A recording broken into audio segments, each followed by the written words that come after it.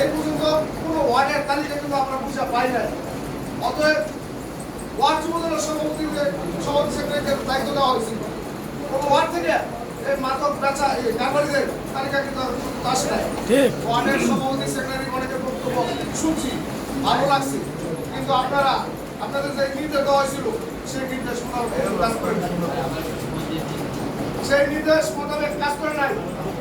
তো আমরা সাইডে একটা কথা বলছিল, আপনারা যদি না পারেন, আমরা কালচার প্রমোদলে যে নেতৃবৃন্দ আছি, আমরা প্রত্যেক মাসে মাসে একটা ওয়ার্ডে গিয়া আমরা মাদক বিরোধী আলোচনা সভা করবো।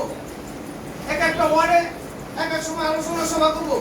আপনারা উপস্থিত বলে দিছে আমার রিপোর্টে কোনো চাঁদাবাজের স্থান হবে না, কোনো মাদক